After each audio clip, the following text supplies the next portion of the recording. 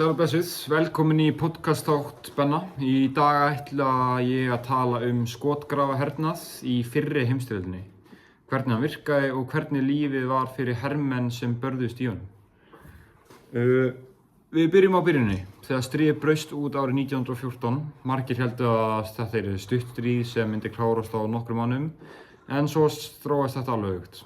Ástæðan fyrir því var meðal annars ný tækni eins og vélbyssur, stórskotalið og eiturgas. Það gerði það að verkum að mjög erfitt var að ráðast á óvininn án þess að tapa gríðarlega mörgum hermönnum.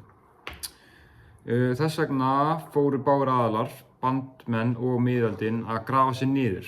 Þeir bjuggu til langar skotgrafir sem voru djúpir skurðir í jörðinni. Þessar skotgrafir náðu yfir 100 kílómetra, sérstaklega á vesturvígstöðunum, sem náðu frá Belgíu alveg niður til Sviss. Milli skotgrafa var svæði sem kallaðist Enginslands. Þar var allt brennt, eyðilagt og mjög hættulegt. Ef einhver reyndi að hlaupa yfir það, þá var hann drepinn. Þannig að hann var bara skotinn beint niður ef þú reyndir að fara það land. Þetta svæði var oft fullt af líkum, þá af fólki sem var búin að deyja, gaddavírum og sprengjubrotum.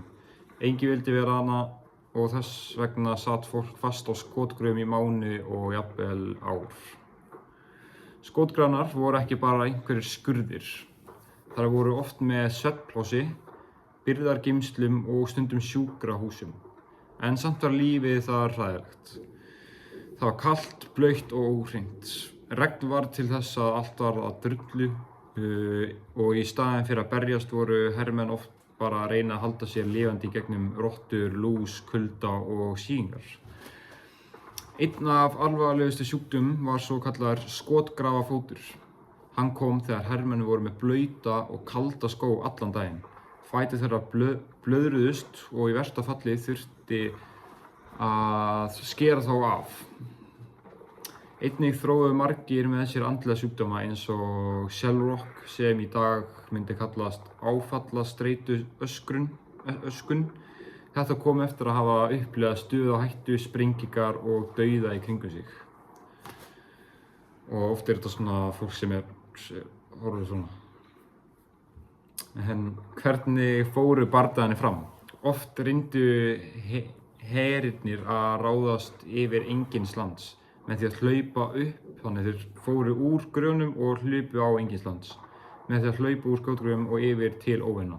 Þetta kallaðist sóknarhernaðar, en vandamálið var að vélbyssur og stór skotalið voru það öflug að menn voru drepnir í tugstali áður en þeir komist nokkra metra. Þekktasta dæmið er orrustan við Somme árið 1916.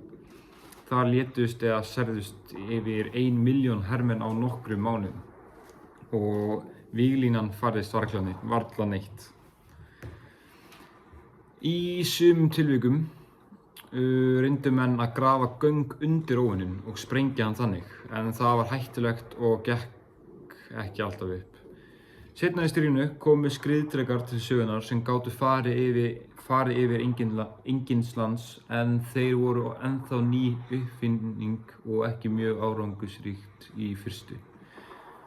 Og hérna smá sandi hérna.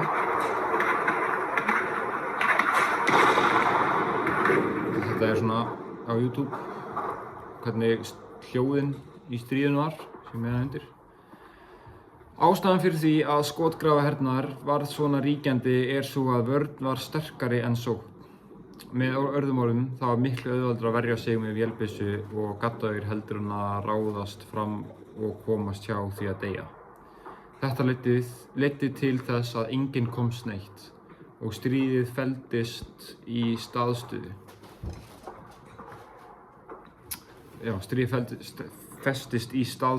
Þannig voru bara fastir og ekkert gerðist. Skotgrafahernaðar líka ein ástæða fyrir því að í fyrri heimsstyrjöldinni var svona löng og blóðug. Fólk lærði mikið af þessu stríði, til dæmis að framtíðarstríði þurfa að byggja í meiri hreyfanleika og tækni. Seinni heimsstyrjöldin var allt öðruvísi og við getum sagt að reynslan af skotgrafahernaði hafi mótað hvernig herir hugsa í dag. Þetta var minn þáttur í dag. Ég Ég vona að þú hefur lært eitthvað og takk hérlega að hlusta og ef það eru eitthvað spurningar þá getur þið sendt á e-mailið benedikt6 og ég svara öllu sem eru sendt. Takk fyrir mig.